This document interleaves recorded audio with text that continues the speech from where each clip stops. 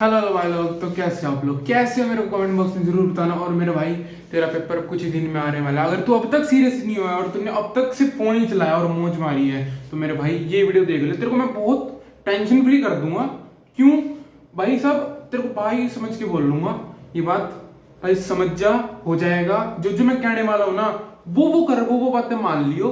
तेरा भाई पेपर बढ़िया जाएगा। और ये पहले ही बोल देता हूँ, ये उम्मीद छोड़ दे, तेरे 70+ आ जाएंगे। अब तो नहीं आ सकता अगर तूने अब तक कुछ भी नहीं पढ़ा, लेकिन पास जरूर हो सकता है। और पास से भी ज्यादा, 50 से भी ज्यादा नंबर ला सकता है। बस जो आगे बोलने वाला हूं वो मेरी बात सुन लियो। तो मेरे भाई शुरू से शुरू करते, उससे पहले लाइक कर दियो, सब्सक्राइब कर दियो और कमेंट भी कर दियो अगर पसंद आए बात। तो मेरे भाई शुरू करते। सबसे पहले देख, तेरे पास पूरे 12 चैप्टर है, ठीक है। और अगर तूने, मैं जीरो मान के चलता हूँ, तूने कुछ नहीं पढ़ा, तूने कुछ नहीं आता, तो 12 चैप्टर है।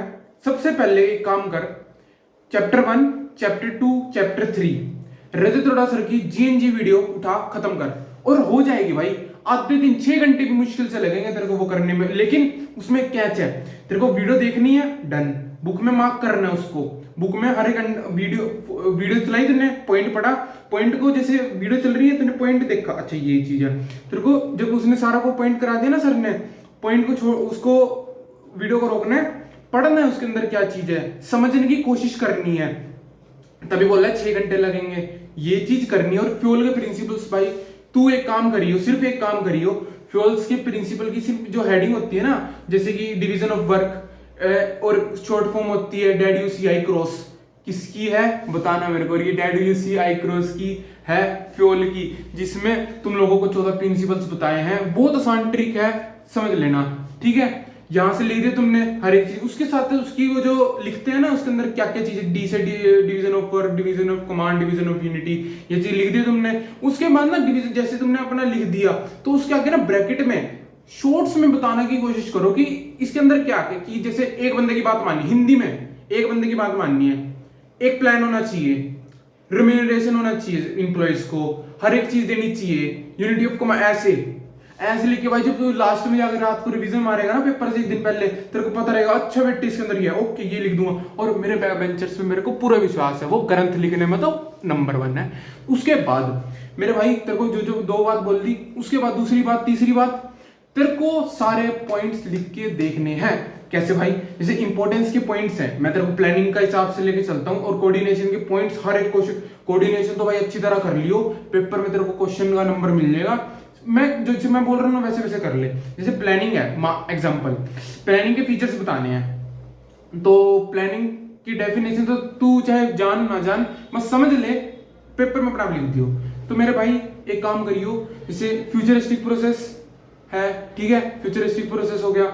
एक हो गया गोल ओरिएंटेड प्रोसेस, उसके अंदर क्या चीजें ना वो नहीं लिखनी, सिंपली लिखना goal oriented process, futuristic process, planning for future things, ठीक है, ऑप्टिमम यूटिलाइजेशन ऑफ रिसोर्सेज, ये सारी चीजें लिखनी है। सिर्फ हेडिंग हेडिंग अंदर का मत लिखियो, लिख लिख के ना कॉपी में लिख जा, साथ साथ पढ़ा रहा है ना। जैसे चैप्टर एक चैप्टर तूने स्टार्टिंग का पूरा खत्म करा, मतलब यूनिट खत्म करी पूरी एक है, उसकी हेडिंग सारी कॉपी में उतार, चाहे याद हो चाहे ना हो, जैसे तेरे को बताया ना, समझ के एक बार समझ ले, याद करने की कोशिश कर। लेकिन अगर नहीं हो रहा है तो भाई साहब आगे तो बढ़ 1 मिनट सारा तो कर, और लास्ट में लिखते लिखते जा, एक एक यूनिट खत्म करने के बाद हो जाएगा। ऐसे कर, मान बजा तो बात। उसके बाद तीसरी चीज, अब तुझे बताता हूँ चैप्टर कौन कौन से करने, पहले दूसरा तीसरा खत्म करके खत्म कर दे।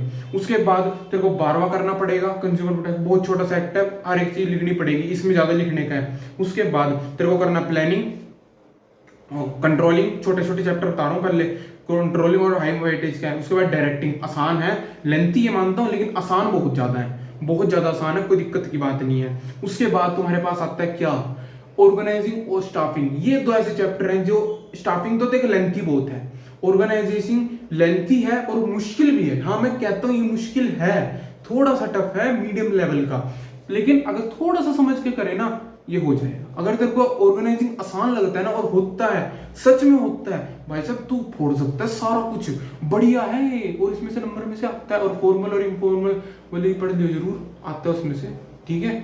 ऑर्गेनाइजेशन का हर एक टॉपिक बढ़िया तरीके, स्टाफिंग के सारे प्रोसेस, चाहे स्टाफिंग को हो गए, रिक्रूटमेंट को हो गए, ट्रेनिंग की दोनों टाइप्स, ठीक है।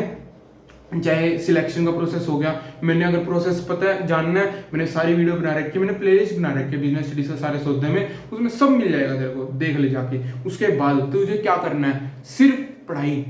उसके बाद तूने अपना प्लानिंग, तेरे पास इस टाइम ऑलमोस्ट 60 से 70% तेरा पेपर हो चुका है, लेकिन तूने इस टाइम सिर्फ वीडियोस देखी हैं, लेकिन तेरे को याद कुछ नहीं है। मेरे भाई एक दिन लगा के ना सारा याद कर डाल। एक चीज को और ऐड कर ले, मार्केटिंग वाला चैप्टर लेना पड़ेगा तेरे को। तू तेरे पास सिर्फ एक एग्जाम्पशन दे रहा हूं मैं, 9वां और 10वां चैप्टर मत कर अभी, लेकिन करना पड़ेगा।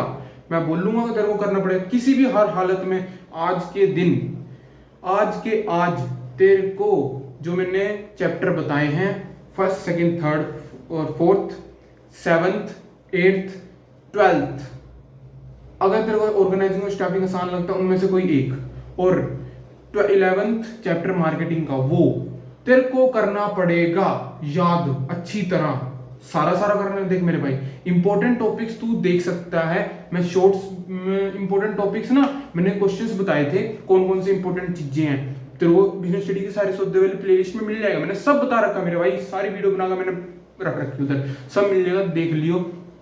अब मेरी बात सुन तू, उसके बाद करने के बाद तेरे पास 2 चैप्टर बचेंगे। मैं मानता हूँ उसमें से पेपर आता है, 100% आता है, उसमें बहुत बढ़िया न्यूमेरिकल भी आता है, उसमें काफी बढ़िया अमाउंट में आता है, लेकिन ये छोटे चैप्टर्स हैं, लेकिन इनमें से सब में से आता है क्वेश्चन। ये छोटे चैप्टर मैं मानता हूँ, लेकिन इसमें आता सब में से। अगर तेरे पे होते हैं तो फिक्स्ड कैपिटल, सबके फैक्टर डिसाइडिंग है, फैक्टर अफेक्टिंग, सबके करने की कोशिश करिए। सब कुछ इन दोनों चैप्टर में से जो भी होता है ना, सब कुछ करने की कोशिश करिए, कुछ भी आ सकता है भाई साहब, सच बोल रहा हूँ। फैक्टर अफेक्टिंग किसी भी चीज का, capital structure, fixed capital, working capital, CB का फीचर्स, सीपी के फंक्शंस, रेगुलेटरी, पोस्ट डीसी, हर चीज 9th और 10th चैप्टर में से आ सकती है।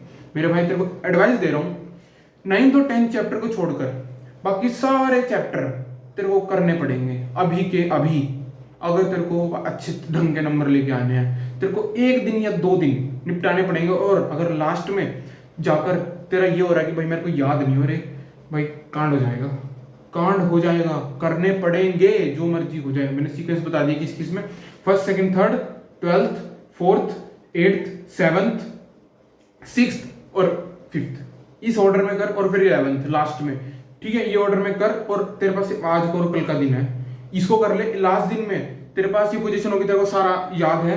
मैं मानता हूँ ढंग से याद नहीं होने का, सारा याद नहीं होने का, लेकिन तू पास होने लायक कर लेगा, मैं जानता हूँ। और हर फीचर में, हर इंपॉर्टेंस में कुछ वर्ड्स होते हैं, मैं उसकी भी वीडियो लेकर आऊंगा, तेरे पेपर से पहले ले आऊंगा, बस वो वैसे वैसे तेरे को हेल्प मिल जाएगी तो बढ़िया रहेगा। तो मेरे भाई अब तू जाकर पढ़, बढ़िया मजे कर और कॉन्फिडेंस ले। तेरे पास टाइम नहीं है, बिल्कुल भी नहीं है, इमरजेंसी है, सच में जा, चल फटाफट। एसपीडी इमरजेंसी पावर रेंजर बन जाए इस टाइम। कौन सा रेवेंजर है बताना कमेंट बॉक्स में। चलो जाओ पढ़ दो, जा दे जय श्री राम, जाओ पढ़ ले भाई, अब टाइम नहीं है।